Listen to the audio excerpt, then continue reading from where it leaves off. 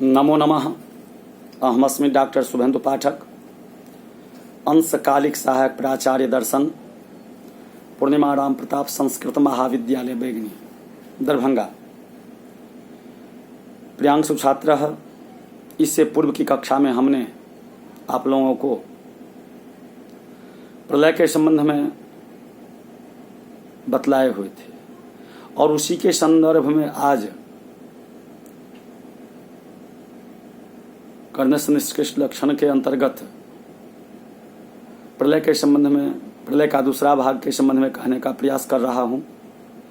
तो प्रियांशु छात्र, कुछ लोग तो खंड प्रलय मानने में भी बहुत प्रतिबंधक देखते हैं। उनका कहना है कि उत्पत्ति सजातीय से ही सजातीय की हुआ करती है। यदि खंड प्रलय हो तो सर्वप्रथम मनुष्य किस मनुष्य से उत्पन्न होगा और प्रत्येक दिन के पहले दिन देखा जाता है। यदि खंड प्रलय हो तो सृष्टि आदि का प्रथम दिन से अव्यवहित पहले कहाँ से दिन आएगा इत्यादि। इसके उत्तर में प्राच्य पदार्थ शास्त्रियों ने यह बतलाया है कि जैसे केले के पेड़ से भी केले के पेड़ उत्पन्न होते हैं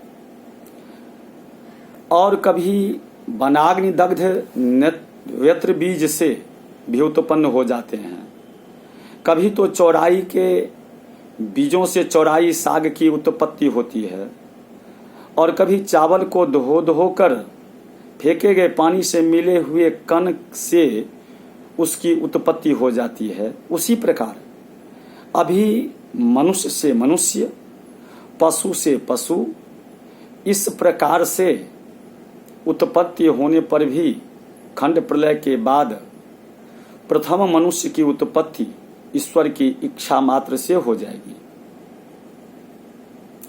और किसी महीने का द्वितीय, तृतीय आदि अहोरात्र से अव्यवहित पूर्व में उस भाग का एक अहोरात्र पाए जाने पर भी जैसे उस मास के प्रथम अहोरात्र के पहले उस मास का अहोरात्र न होने पर कोई हानि नहीं होती, उसी प्रकार खंड प्रलय के अनंतर प्रथम अहोरात्र के अव्यवहित पहले अहोरात्र न होने पर कोई क्षति नहीं की कही जा सकती इत्यादि।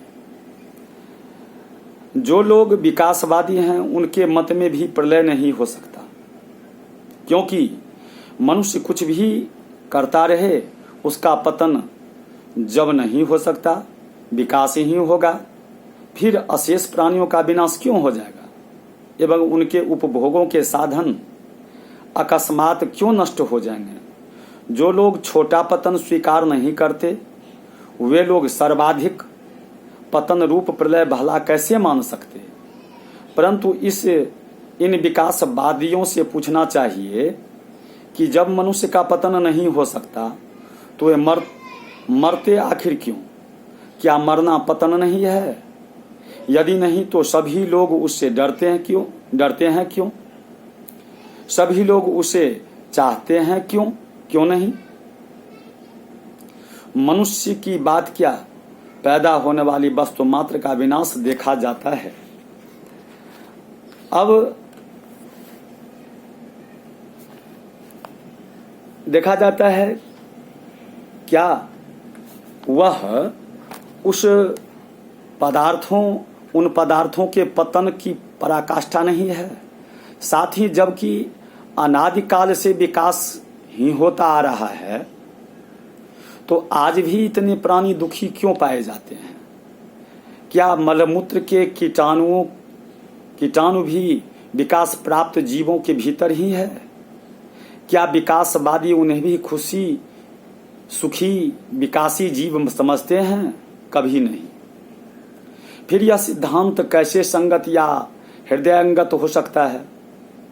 यदि यह कहा जाए कि विकास का अधिकारी मनुष्य ही होता है तो यह इतना पक्षपात क्यों? अन्य प्राणियों का इतना बड़ा अपराध है कि उनका विकास नहीं होता है और यह परस्पर विरुद्ध होने के कारण अपसिद्धांत होता है, क्योंकि यह भी उन लोगों का सिद्धांत है कि प्राणियों की सृष्टि क्रमिक विकास पद्धति से ही हुई है। पहले मेरुदंड रहित प्राणियों की उत्पत्ति हुई, फिर यह कैसे कहा जा सकता है कि विकास के अधिकारी मनुष्य ही है, अन्य जीव नहीं। यदि यह कहा जाए कि मनुष्य अपने अच्छे आचरणों से उत्पन्न हो सकते हैं, विकास प्राप्त कर सकते हैं, इतना ही विकासवादियों का अभिप्रेत है, तो फिर इस बाद में कोई महत्व नहीं रह जाता, कोई नवीनता नहीं रह जाती, क्योंकि अच्छे आचरणों से मनुष्य उत्थान प्राप्त कर सकते हैं, बुरे आचरणों से वे पतन भी पा सकते हैं। यदि यह मानना होगा, फिर इस बाद को विकासवाद ही क्यों कहा जाए? कुछ लोग इस युक्ति से इस बात की पुष्टि करते हैं कि पहले रेल, तार, रेडियो, बिजली आदि वस्तुएं नहीं थी। क्रम से दिन दिन आविष्कार हो रहा है, अतः विकास मानना होगा।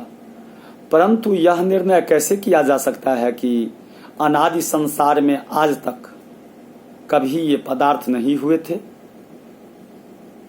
जबकि यह प्रत्यक्ष सिद्ध है कि रात में अदृश्य होकर फिर वही सूर्य नवीनतया उदित हुआ सा मालूम होता है। अमावास्या में अदृश्य होकर चंद्रमा फिर प्रतिपद से मनुष्य फिर से दृश्य हो जाता है। प्रतिवर्ष उन्हीं बसंत, ग्रीष्म आदि ऋतुओं का संचार होता है, कोई नवीनता नहीं आती। फिर यह कैसे निर्णय कर लिया जाए कि ये आविष्कार बिल्कुल नवीन है? क्या ऐसा नहीं हो सकता कि बीच में ये सभी लुप्त हो गए थे और पुनः उनका प्रकाशन हुआ है? यदि थोड़ी देर के लिए इन्हें बिल्कुल नूतन ही मान लिया जाए, नया ही मान लिया जाए, फिर भी इसके आधार पर विकासवाद का स्वीकार उचित नहीं हो सकता, क्योंकि नवीन आविष्कार के समान अनेक प्राचीन महत्वपूर्ण विज्ञान परवर्ती काल में नष्ट भी हो जाया करते हैं। जैसे महाभारत से पूर्ववर्ती अनेक विज्ञान आजकल लुप्त है। इति। तो प्रियांशु छात्र, इससे आगे की कक्षा में पुनः आप लोगों को प्रत्यक्ष प्रमाणस्य किंग लक्षणम के संबंध में बतलाने का प्रयास करेंगे। इति।